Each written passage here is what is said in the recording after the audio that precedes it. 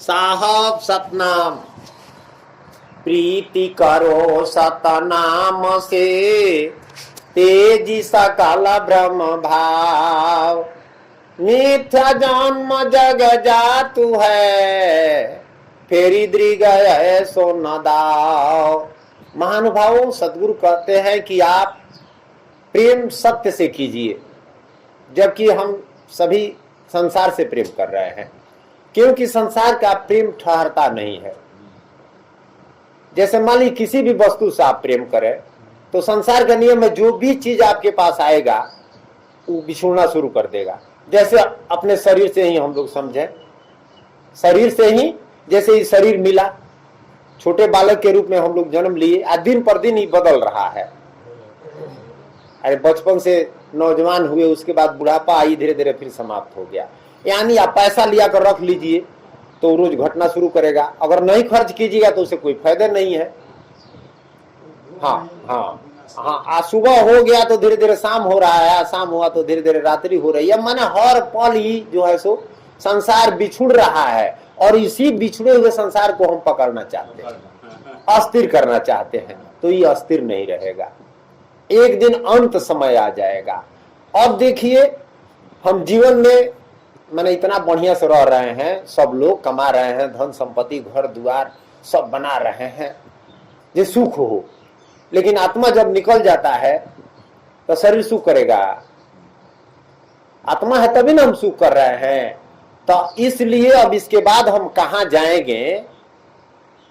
आत्मा जब निकलेगा, अंत समय आएगा, तो जीव फिर जाकर के कहां जाएगा? इसी के विषय में भगवान श्री कृष्णचंद्र जी अर्जुन से कहते हैं कि हे कुंती पुत्र अर्जुन, यह मनुष्य अंत काल में जिस जिस भी भाव को स्मरण करता हुआ शरीर का त्याग करता है, उसी को ही प्राप्त होता है, क्योंकि वह सदा उसी भाव से भावित रहता है। हाँ, जैसे कहा गया है कि जो इच्छा धरहि मन माहि, तो हरि प्रताप कछु दुर्लभ नाही।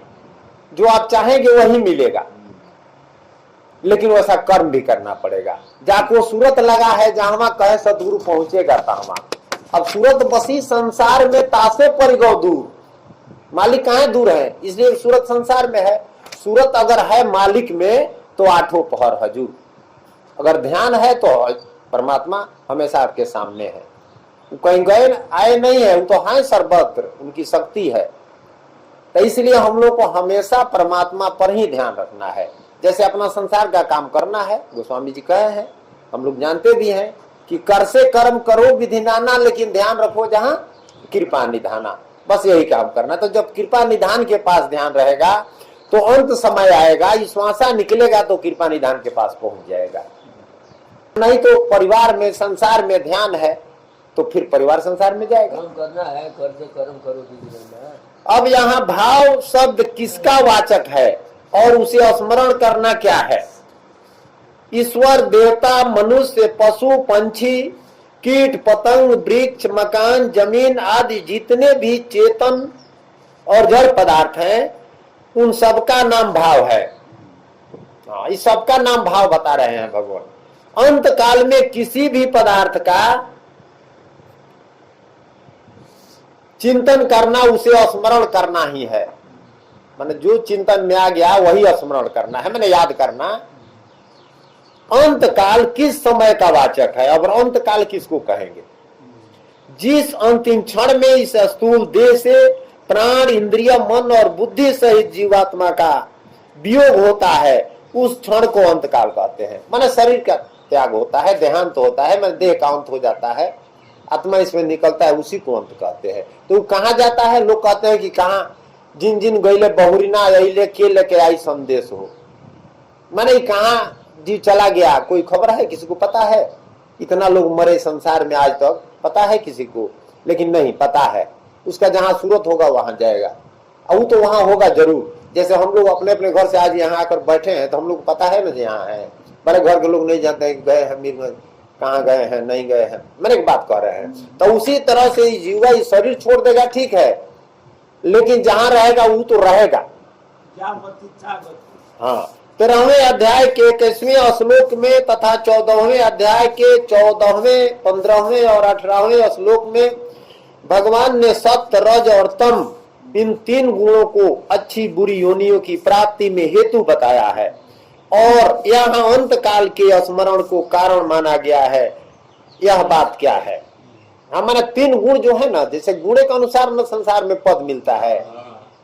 कोई बहाली हो रहा है तो जो मास्टरी का डिग्री ले लिया है उसी को ना मास्टर बनाया जाएगा, जो डॉक्टरी का लिया है वो डॉक्टर बनेगा। मैंने जो गुण जैसा सीखा है उसी तरह से ये 3 गुण है, सतोगुण, रजोगुण, तमोगुण। तो जिसके अंदर गुण की अधिकता, मैंने 3 गुण हमेशा रहता है सब में, लेकिन अंतिम समय में जो गुण रहेगा, जो सात्विक विचार का है, तो अच्छा जगह जाएगा, मनुष्य बनेगा ना। आज जो राजसी है वो भी बनेगा, लेकिन वो दूसरे टाइप का होगा। आत्मगुणी है वो जो है सो गोरु माल पशु पंछी। दरिया साहब कहते हैं कि कीट पतंग ज्ञान बिनु होवे, अब भक्ति बिना नर सर्वस खोवे। माने भक्ति नहीं है, आपको समझ नहीं है भक्ति क्या है, तो आप यहाँ राजा रानी है, बड़े धनवान है, विद्वान है, और बाद में कीट पतंग बन जाएंगे। अज्ञान है तो नहीं बनेंगे। मनुष्य जो कुछ भी कर्म करता है वह संस्कार रूप से उसके अंतःकरण में अंकित हो जाता है। माने जो भी हम कर्म करते हैं वो संस्कार बन जाता है। हाँ, जो ही कर्म की उसको ही संग लगा। माने जो हम करते जाएंगे हर फल का फल मिलता है, वो साथ में सटते जाएगा। इसलिए करने में सावधान। देखिए 3 बात है, करना, जैसे करना है, होना है ना, तो करने में सावधान रहना है। होनी तो हो जाएगा, तो होनी के फेर में नहीं रहना है। कुछ भी चाहेंगे तो नहीं होगा आपके चाहने से, लेकिन कर्म करेंगे उसी अनुसार होगा। तो अपने से सावधान रहना है। इस प्रकार के असंख्य कर्म संस्कार अंतःकरण में भरे रहते हैं। अब जो भी हम कर्म करते हैं वैसा उसी का संस्कार बनता है और उसी अनुरूप हम कहीं जाकर जन्म लेते हैं। इन संस्कारों के अनुसार ही जिस समय जैसा सहकारी निमित्त मिल जाता है वैसे ही वृत्ति और स्मृति होती है। जैसा संस्कार है, हम संत हैं, संत से भेंट हो गया तो संत की बात होती है। देहात में लोग कहते हैं कि संत मिले संत से तो ज्ञान बढ़े सवाई, और दुष्ट मिले दुष्ट से तो तुरंत होए लड़ाई। होता है ना ऐसा, संत मिलेगा तो भाई 4 को परमात्मा की बात होगी, कहीं भी भेंट हो जाए तो। और दुष्ट मिल गए तो वो गाली देगा, अब मारपीट हो जाएगा। हाँ, जब सात्विक कर्मों की अधिकता से सात्विक संस्कार बढ़ जाते हैं उस समय मनुष्य सत्गुण प्रधान हो जाता है। जब सात्विक कर्म बढ़ते हैं तो मनुष्य सत्गुणी हो जाता है और उसी के अनुसार स्मृति भी सात्विक होती है। इसी प्रकार राजस तामस कर्मों की अधिकता से राजस तामस संस्कारों के बढ़ने पर वह रजोगुण या तमोगुण प्रधान हो जाता है और उसके अनुसार स्मृति होती है। इस तरह कर्म गुण स्मृति तीनों की एकता होने के कारण इनमें से किसी को भी भावी योनि की प्राप्ति में हेतु बताया जाए तो कोई दोष नहीं है, क्योंकि तीनों वस्तुतः एक ही बात है। अंत समय में देव, मनुष्य, पशु, वृक्ष आदि सजीव पदार्थों का स्मरण करते हुए मरने वाला उन योनियों को प्राप्त हो जाता है। यह बात तो ठीक है, किंतु जो मनुष्य जमीन, मकान आदि निर्जीव जड़ पदार्थ का चिंतन करता हुआ मरता है वह उनको कैसे प्राप्त होता है? हाँ, हमारे जड़ पदार्थ को आप चिंतन कर रहे हैं तो कैसे मिलेगा? जमीन, मकान आदि का चिंतन करते करते मरने वाले को अपने गुण और कर्मानुसार अच्छी बुरी योनियां मिलती है और उस योनि में वह अंत समय की वासना के अनुसार जमीन, मकान आदि जड़ पदार्थों को प्राप्त होता है। अभिप्राय यह है कि वह जिस योनि में जन्मेगा उसी योनि में उन स्मरण किए हुए जमीन, मकान आदि से उसका संबंध हो जाएगा। हाँ, वो पहले कहना है जैसे मकान का मालिक मकान को अपना समझता है वैसे ही उसमें घोंसला बनाकर रहने वाले पंछी और बिल बनाकर रहने वाले चूहे और चिट्टी आदि जीव भी उसे अपना ही समझते हैं। अतः यह समझना चाहिए कि प्रत्येक योनि में प्रत्येक जड़ वस्तु की प्राप्ति प्राकारांतर से होती है। सदा तद भाव भाषित से क्या अभिप्राय है? मनुष्य अंत काल में जिस भाव का स्मरण करता हुआ शरीर त्याग करता है वह उसी भाव को प्राप्त होता है। यही सिद्धांत ठीक है। परंतु अंत काल में किस भाव का स्मरण होता है यह बतलाने के लिए ही भगवान सदा तद्भाव भासितः कहते हैं। अर्थात अंत काल में प्राय उसी भाव का स्मरण होता है जिस भाव से चित्त सदा भावित होता है। हाँ, जैसा हम लोग अंतःकरण में रहेगा, लोग कहते हैं कि जो भीतरिया अध्यात्म लोग कहते हैं जिनके भीतरिया बताओ बढ़िया निकली। अरे मान लीजिए कि बोतल है, 4 बोतल है, किसी में पानी है, किसी में दूध है, किसी में शराब है। अब बोतल तो सब एक है, तो जो वस्तु है वही ना निकलेगा। उसी तरह से हम लोग अनेक प्रकार के मनुष्य हैं, और जो इसमें भरे रहेंगे वैसा ही ना पानी निकलेगा। जैसे वैद्य लोग किसी औषधि में बार बार किसी रस की भावना देकर उसको उस रस से भाषित कर लेते हैं, वैसे ही पूर्व संस्कार, संग, वातावरण, आसक्ति, कामना, भय और अध्ययन आदि के प्रभाव से मनुष्य जिस भाव का बार बार चिंतन करता है वह उसी से भाषित हो जाता है। हाँ, मैंने बार बार जो काम करेंगे वह पर छाप तो लगी जाएगा। हाँ, सदा शब्द से भगवान ने निरंतरता का निर्देश किया है। अभिप्राय यह है कि जीवन में सदा सर्वदा बार बार दीर्घ काल तक जिस भाव का अधिक चिंतन किया जाता है उसी का दृढ़ अभ्यास हो जाता है। यह दृढ़ अभ्यास ही सदा तद्भाव से भावित होना है, और यह नियम है कि जिस भाव का दृढ़ अभ्यास होता है उसी भाव का अंत काल में प्राय अनायासी स्मरण होता है।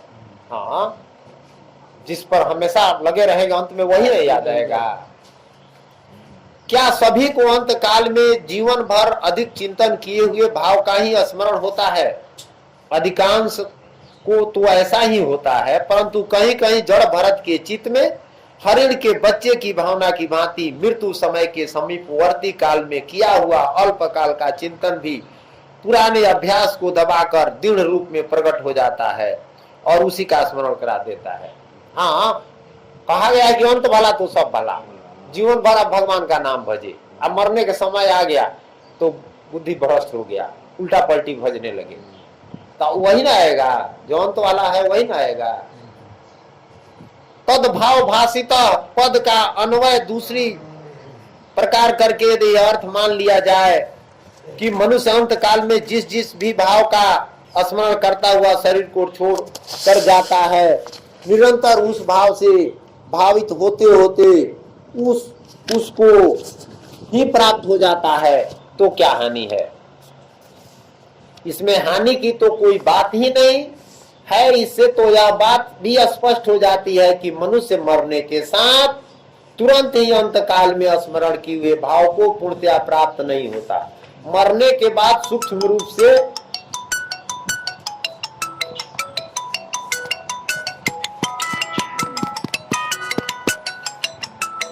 अंतःकरण में अंकित हुए उस भाव से भाषित होता होता निश्चित समय पर ही उस भाव को पूर्णतया प्राप्त होता है। किसी मनुष्य का छाया चित्र फोटो लेते समय जिस क्षण फोटो चित्र खींचा जाता है उस क्षण में वह मनुष्य जिस प्रकार से स्थित होता है उसका वैसा ही चित्र उतर जाता है। उसी प्रकार अंत काल में मनुष्य जैसा चिंतन करता है वैसे ही रूप का फोटो उसके अंतःकरण में अंकित हो जाता है।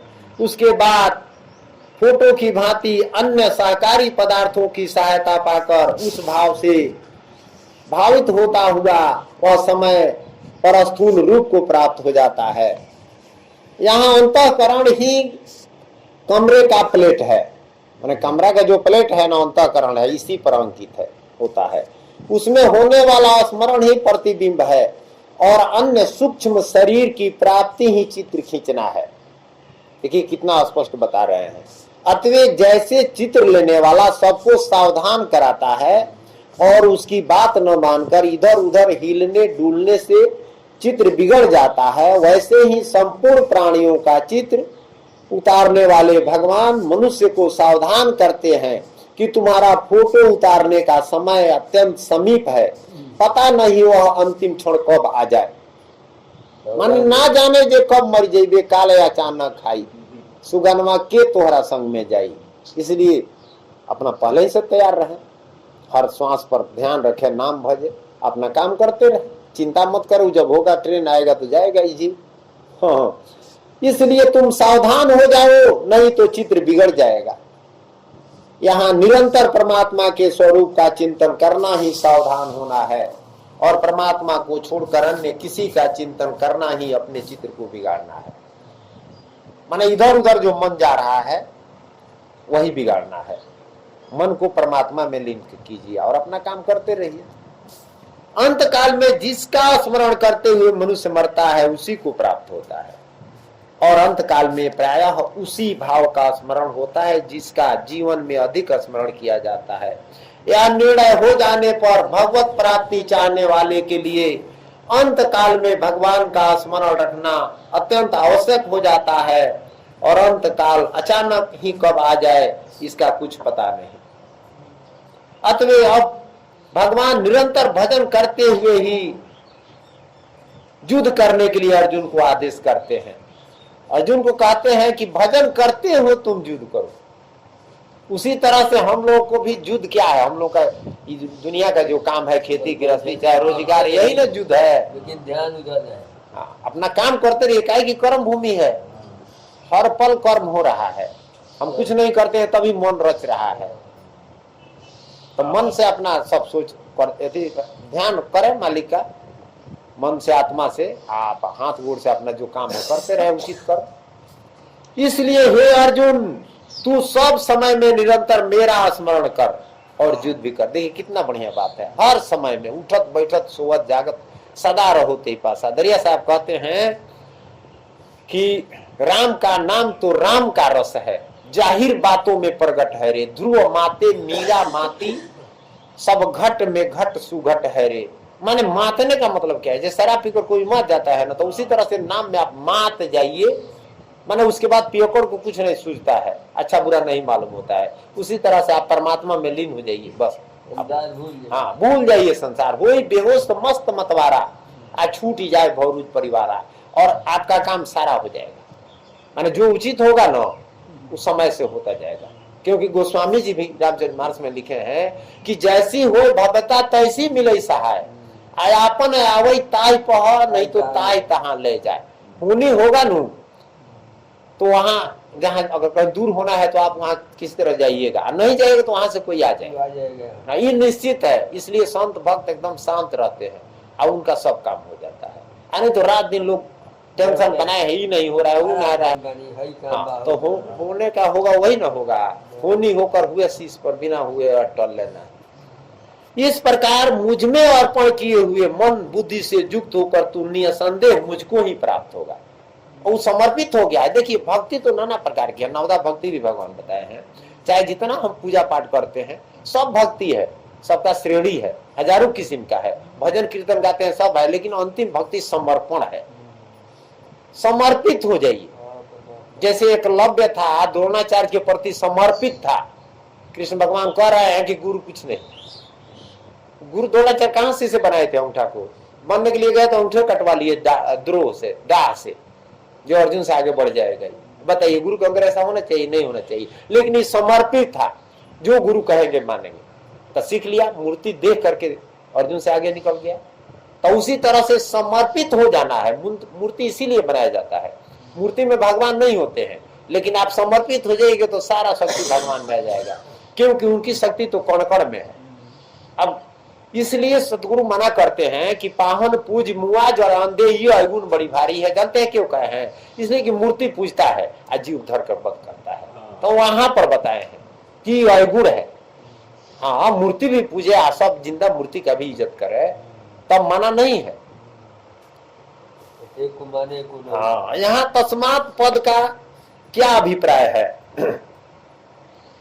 उपयुक्त दो श्लोक में कहे हुए अर्थ के साथ इस श्लोक का संबंध दिखलाने के लिए यहाँ तस्मात् पद का प्रयोग किया गया है। अभिप्राय यह है कि यह मनुष्य शरीर क्षणभंगुर है, मन क्षणभंगुर है। ये तन बिनसत विलंब न लगी है जस बालू के भीति। माने पहले घर माटी का बनता था, आप लोग देखे होंगे ना, तो हई दुआरी बना है तो वहां रड न लगा है, घर बना करके काट दिया जाता था, कोई उस पर लिंटर नहीं है, उसी पर अड़ जाता था। तो माटी का भीत बरियार है, लेकिन बालू का घर नहीं अड़ेगा, उसमें सीमेंट मिलेगा तो बढ़ेगा। तो ये शरीर बालू का भीत है। बालू का ऐसा होता है, पहले हम लोग बालू करने जाते थे, उत्तरू कहाँ था, पुराना घर बन रहा था, उस समय की बात है। तो यहाँ से बालू कढ़ा गया है ना, तो वहां से फर्श जाएगा, कोई आदमी दबा जाते थे, इसलिए सावधान होकर कढ़ा जाता था। तो बालू में कोई शक्ति नहीं होता है। उसी तरह से शरीर में कोई शक्ति नहीं है। कह रहे हैं कि बालू का भीत है, इसलिए अपना काम तुम पहले कर लो। काल का कुछ भी भरोसा नहीं, तथा जिसका अधिक चिंतन होता है वही भावंत में स्मरण होता है। और रात दिन जहां चिंतक जो चिंतन कर रहे हैं वही होगा। इसलिए सदगुरु कहते हैं कि आप चिंता न करें, चिंतन करें, माने भगवान का। दुनिया का चिंता न करेगी, क्या होगा, नहीं होगा। हाँ, सारा काम भगवान का है, वो करेंगे, वही करा रहे हैं, माहौल बना देंगे, हो जाएगा। यदि भगवान का स्मरण निरंतर नहीं होगा और विषय भोगों का स्मरण करते करते ही शरीर का वियोग हो जाएगा, तो भगवत प्राप्ति का द्वार रूप या मनुष्य जीवन व्यर्थ ही चला जाएगा। ये मनुष्य शरीर सिर्फ भगवान प्राप्ति के लिए मिला है, यहाँ सुख दुख करने के लिए नहीं मिला है। नहीं, इसमें ये तो आनंद की ढेरी आत्मा ना है जी। तो ये साधन धाम मोक्ष के द्वार ना है, और हम कहते हैं लेकिन समझते नहीं है। सिर्फ परमात्मा प्राप्त करना है, आज सुख तो इसके अंदर ही है। जब परमात्मा मिल जाएंगे तो यहाँ पल भर जो सुख मिलता है उसको सदा आनंद रहेगा। सदा आनंद मंद नहीं, द्वंद नहीं वही देश। हम लोग फगुआ में पहले गाते थे कि सदा आनंद रहे यही द्वार है, मोहन खेले जब होरी हो। देखिए कितना इसका बढ़िया रहा सर। आज ने दुनिया में किसी के द्वार पर सदा आनंद रहा है? खुशी का दिन आता है तो खुशी होता है, दुखी का तो होइबे करेगा, अंत आएगा तो दुख होना ही होगा। राजा राम जी के यहाँ भी हुआ था, सबके यहाँ होता है। लेकिन नहीं, उस द्वारे जहां से आत्मा आया है, आत्मा परमात्मा के द्वार की बात हो रहा है, और उस जगह पर आप पहुंचे तो आपके अंदर सदा आनंद है। सदा दिवाली संत के आठों पहर आनंद, निज स्वरूप में मस्त रहे, छोड़ी इच्छा के फल। सदा दिवाली, हम लोग एक दिन दिवाली 1 घंटा मनाते हैं, यही ना, पटाखा छोड़ते हैं। यहाँ सदा दिवाली है, 24 घंटा संत के लिए।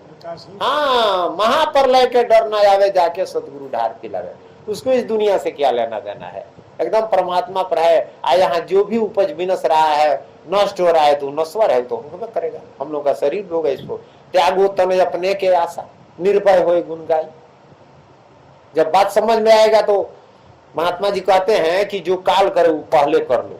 काल आपका सामान न लेगा, शरीर न लेगा, पहले ही त्याग दो इसको। मरने से पहले मरी रहो, असल जो हद है जो तुम चाहो। इसका मतलब ही नहीं कि मर जाए, नहीं, आसक्ति को मार दे। मानसा जो आसक्ति है ना, भौतिकता है, उसको समझ ले कि छूट जाएगा। हाँ, तो पहले मन से छोड़ना है। ऐसे घर द्वार परिवार नहीं छोड़ना है, किसी को नहीं छोड़ना है। अब पहले भोजन छोड़ दे, कपड़े छोड़ दें, ये सब बात नहीं है। अनासक्त रहिए। हम आसक्त हैं, यही दुख का कारण है। इसलिए निरंतर भगवान का स्मरण करना चाहिए कि आसक्ति दूर हो जाए। भगवान में आसक्त होइए। प्रेम करना है तो भगवान से कीजिए, संसार से नहीं, क्योंकि संसार का प्रेम टिकेगा नहीं। किसी भी वस्तु से आप प्रेम करें, किसी भी व्यक्ति से करें, हमेशा एक समान रहता है? नहीं रहेगा। लेकिन परमात्मा का प्रेम ही एक समान रहता है, और हमेशा जो है सो प्रेम करने के लिए तैयार है। लेकिन हम लोग जानते हैं क्या किए हैं, परमात्मा के तरफ पीठ कर दिए हैं, आ संसार के तरफ दृष्टि किए हैं। 36 हो गए हैं, 36 जैसे लिखा जाता है ना। 63 जब बनेंगे, इधर से 6 इधर से 3, तो उधर परमात्मा 6 इधर से आत्मा 3, उसके तरफ होगा। उलट जीव जब पीव पर लागा तो उलट पीव तब जीव पर जागा। यहाँ भगवान ने जो अर्जुन को सब काल में अपना स्मरण करने के लिए कहा, सो तो ठीक ही है, किंतु युद्ध करने के लिए कहने का क्या अभिप्राय है? हाँ, अब युद्ध में कहे हैं ना, तो वहां क्या इधर तीर मारते रहेंगे या जय श्री राम करते रहेंगे? ये सब बात नहीं है। मान लो लड़ाई में तीरों में चला जाता है तो उसमें स्मरण कैसे होगा? तो वैसी बात नहीं है, ये नाम भजने की बात है, अंदर की बात। लड़ाई कुरुक्षेत्र की भले हुई हो, लेकिन हम लोग के सामने तो कोई कुरुक्षेत्र नहीं है। अर्जुन के सामने तो था, हम लोग गीता पढ़ रहे हैं, आखिर अपने भलाई के लिए ना। तो यही बात समझना है। अर्जुन क्षत्रिय थे, धर्मानुसार उनको युद्ध का अवसर प्राप्त हो गया था। धर्म युद्ध क्षत्रिय के लिए वर्ण धर्म है, इसलिए यहाँ युद्ध शब्दों को वर्णाश्रम धर्म का पालन करने के लिए की जाने वाली सभी क्रियाओं का उपलक्षण समझना चाहिए। भगवान की आज्ञा समझकर निष्काम भाव से वर्णाश्रम धर्म का पालन करने के लिए जो कर्म किए जाते हैं उनसे अंतःकरण की शुद्धि होती है। हाँ, घर परिवार में है, नियम से माता पिता परिवार का सेवा कर रहे हैं, धर्म पर रहे हैं, भी युद्ध है, अपना पालन कीजिए। इसके सिवाय कर्तव्य कर्म से के आचरण की आवश्यकता का प्रतिपादन करने वाले और भी बहुत से महत्वपूर्ण कारण तीसरे अध्याय के 4 से 30वें श्लोक तक दिखलाए गए हैं। उन पर विचार करने से भी यही सिद्ध होता है कि मनुष्य को वर्णाश्रम धर्म के अनुसार कर्तव्य कर्म अवश्य ही करना चाहिए। यही भाव दिखलाने के लिए यहाँ युद्ध करने को कहा गया है। यहाँ चौ के प्रयोग का क्या अभिप्राय है? चौ का प्रयोग करके भगवान ने युद्ध को गौणता और स्मरण को प्रधानता दी है। प्रधानता है स्मरण को, याद को। भाव यह है कि युद्ध आदि वर्ण धर्म के कर्म तो प्रयोजन और विधान के अनुसार नियत समय पर ही किए जाते हैं और वैसे ही करने भी चाहिए, परंतु भगवान का स्मरण तो मनुष्य को हर समय हर हालत में अवश्य करना चाहिए।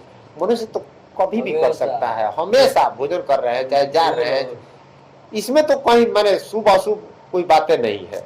हर सांस चल रहा है, नाम बजते रहिए, जो भी काम है अपना करते रहिए। भगवान का निरंतर चिंतन और युद्ध आदि वर्ण धर्म के कर्म दोनों एक साथ कैसे हो सकते हैं?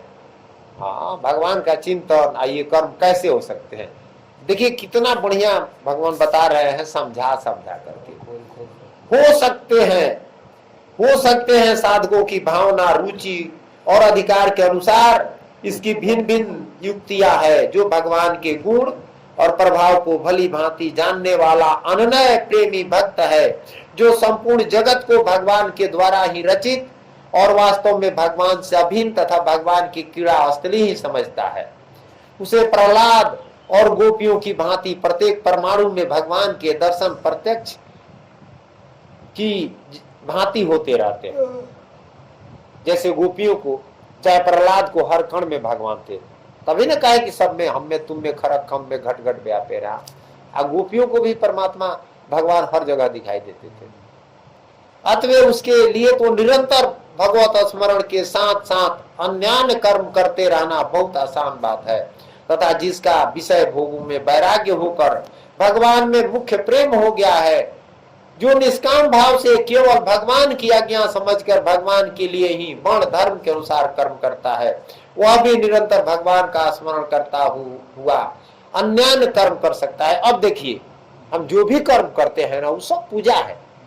जैसे जब ज्ञान हो जाता है ना, तो परमात्मा तो परमात्मा ही है। महात्मा में, धर्मात्मा में, राजा में, रानी में, माता में, पिता में, पति में, पत्नी में, पुत्र में, हित में, मित्र में, यहाँ तक कि दुश्मन में भी वही भगवान को देखता है। हाँ, एके ब्रह्म को देखता है, क्योंकि एके ब्रह्म सभेगत जहाँ देखो तहाँ एक। तब जो है सो जिसका भी सेवा करेगा वो भगवान को ही जान कर करेगा। जैसे अपने पुत्र को सेवा कर रहा है, पिता पालन कर रहा है, तो भगवान की ही सेवा कर रहा है। आप पुत्र जो है सो पिता का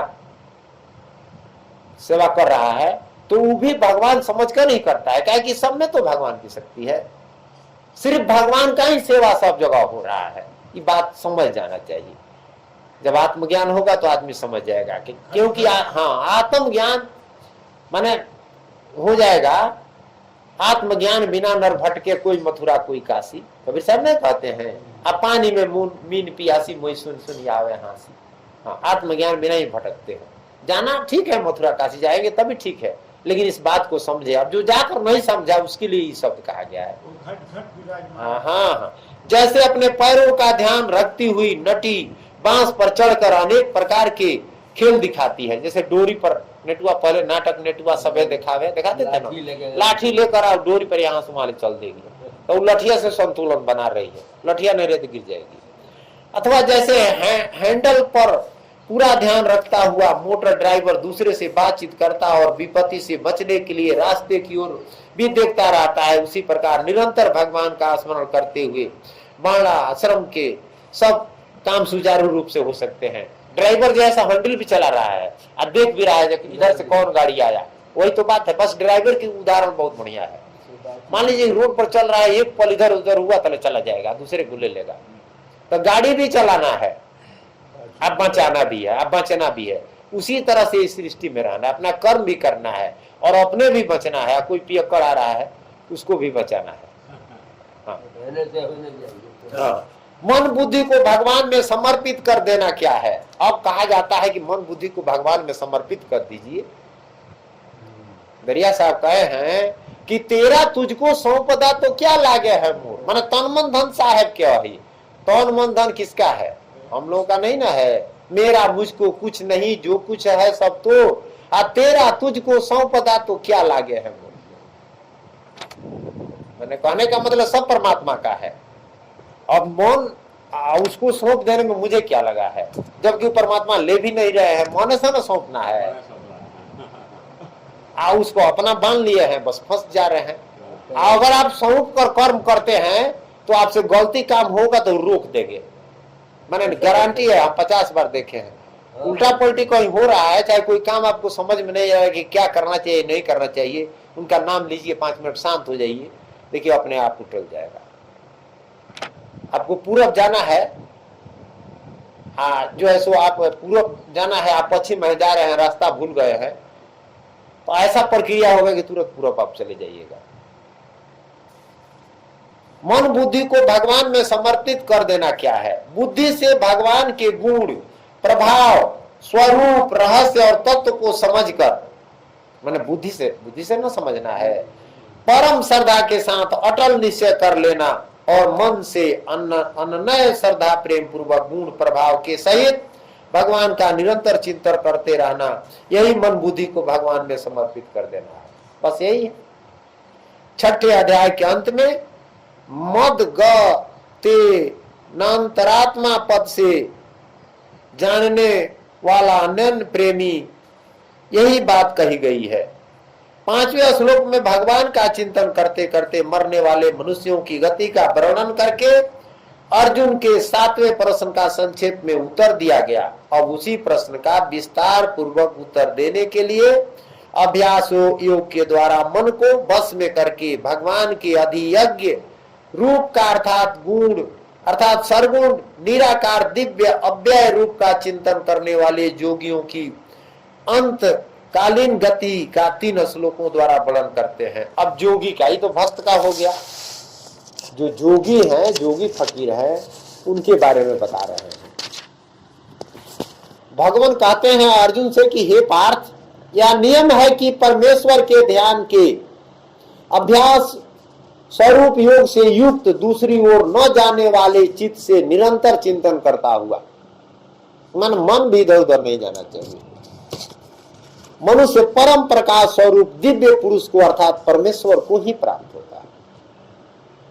दरिया साहब कहते हैं कि चंचल मन या थिर कर दीजिए, तब गुप्त भाव रमनी रस पीजिए। मन में नहीं जो है सो शांत है। जैसे आप भोजन कर रहे हैं ना, तो कहा गया कि भोजन करते तो सिर्फ भोजन कीजिए, देखिए कि मैंने भोजन है क्या है, बढ़िया से स्वाद से खाइए, मैंने उसको समझिए ही नहीं जल्दी जल्दी पा रहे हैं, यहाँ जाना है, यही होता है। रास्ता चल रहे हैं तो सिर्फ रास्ता चलिए, उसमें आनंद लीजिए। अपना ड्यूटी में है तो ड्यूटी का आनंद लीजिए। चाहे मैंने आप नौकरी करते हैं, चाहे खेते में काम कर रहे हैं, तो सिर्फ काम कीजिए, कोई बात मत सोचिए। चाहे ऑफिस में है, आज जब घर आ गए तो सब काम भोर पार दीजिए, खेती गृहस्थी रोजगार नौकरी, अब घर पर रहिए। माँ है, पिता है, पति है, पत्नी है, सबकी आपकी प्रेम की जरूरत है ना। तो हम लोग यही है कि यहाँ है तो वहाँ का सोच रहे हैं, और वहाँ है तो यहाँ का, तो हाँ नहीं। तो सतगुरु कहते हैं कि वर्तमान में बरतो भाई, अभूत भविष्य को देव भाई। जैसे जितना दिन हम लोग सत्संग में बस यही रहे, अब एकाग्र रहिए, देखिए सब आपको समझ में आ जाएगा, याद हो जाएगा, फिर जीवन में नहीं भूल पड़ेगा। एक बात एक बार अगर मन ठहरा कर शांति से सुन लेंगे तो भूल नहीं पड़ेगा। नहीं तो रोज सुनते रहिए, इधर से आए इधर निकल जाए। सतगुरु कहते हैं कि सुनत ज्ञान निकट चली आवे, अल्लाहवट ज्ञान जल जाए बुझावे। माने ज्ञान अच्छा होता है, कोई भी व्यक्ति सुनेगा तो बढ़िया लगेगा, लेकिन इस कान से निकला इधर चला गया लवटिया ज्ञान। अज्ञान सोई जो एक रस रही, विमल प्रेम दुर्मति दूरी बहई। दुर्मति न है यहाँ का, दुर्मत है। तो ज्ञान के मान एक रस रहे।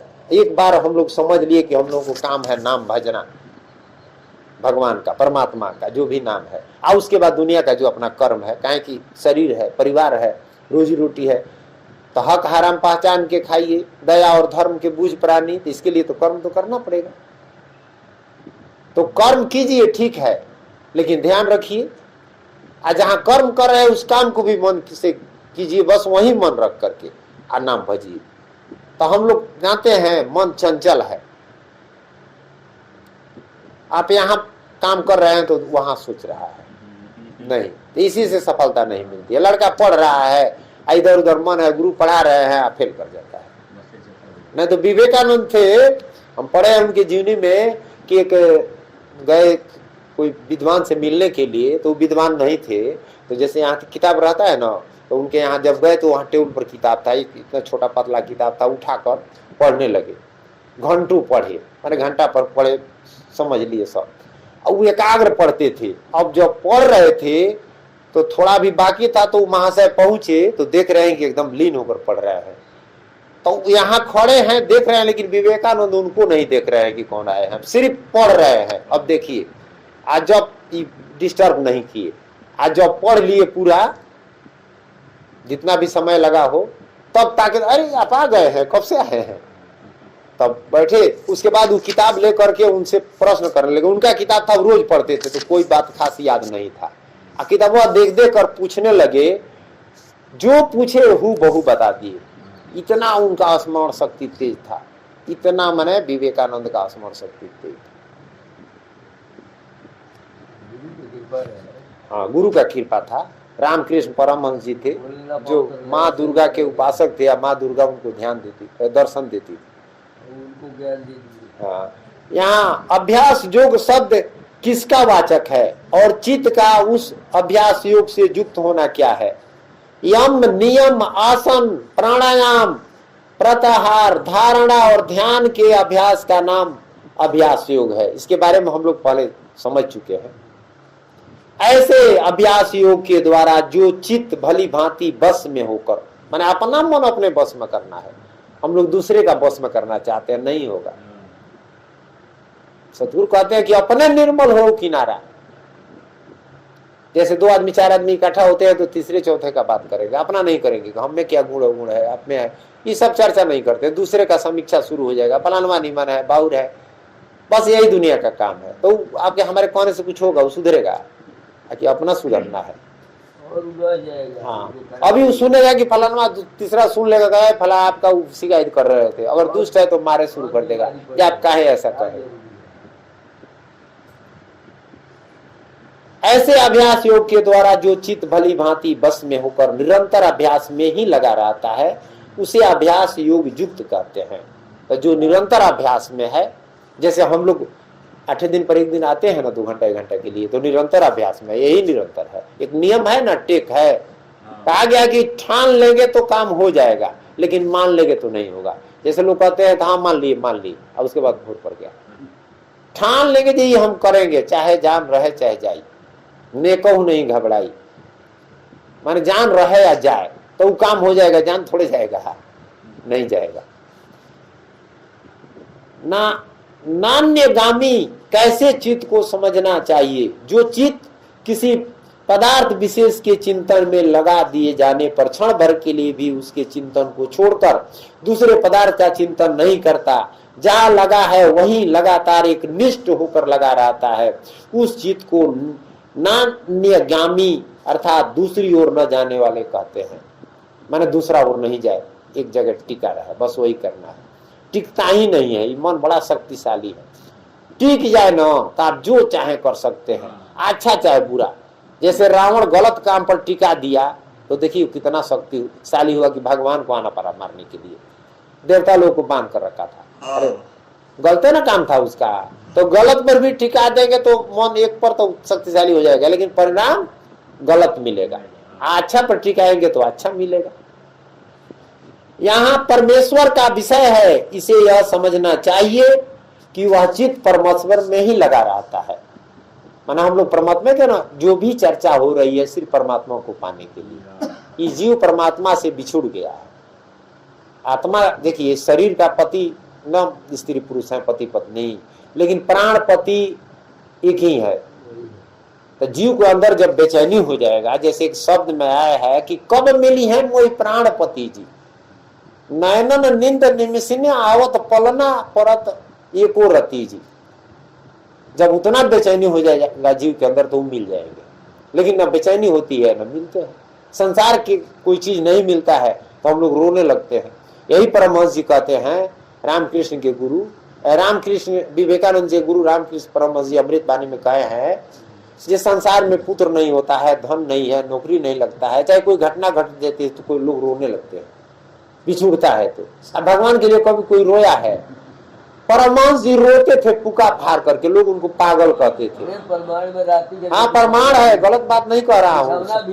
हाँ रोते थे। नीचे लोग एक दिन ऐसा समय आया कि अब देखिए कैसे माँ का दर्शन हो रहा है, कटार लटका हुआ है, कितना समय बीत गया तो भगवान चाहे माता इतना जल्दी दर्शन नहीं न देगी। जब आप अंतिम समय ले आइएगा तब उनका दर्शन होगा, तुरंत प्रकट हो गया अंतिम समय में। तो कटार लेकर के कहे कि अब हम जीवित रहकर क्या करेंगे, माँ नहीं मिली, तलवार चला दिए अपने घेंट पर, तुरंत प्रकट होकर पकड़ ली। मैंने प्रमाण है, ऐसा कहा गया है, सब लोग कहते हैं। अब बात सही है, हाँ आमने सामने। उसके बाद रोज दर्शन देते, रोज दर्शन, सत्य बात है, कथा नहीं है, ये सब लोग जानते हैं।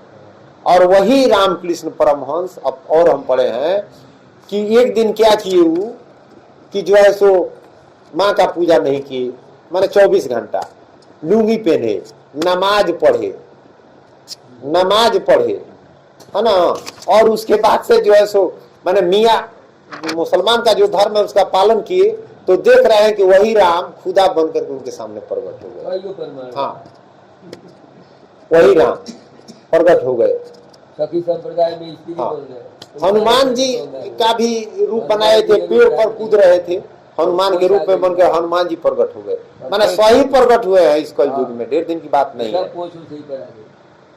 तो कहने का मतलब कि वैसा जब हम करेंगे तब ना, वो बिना पढ़े लिखे थे। नरेंद्र जो थे ना, विवेकानंद जो उनके शिष्य बहुत विद्वान थे, लेकिन अध्यात्म में पढ़ने से कोई मतलब नहीं है।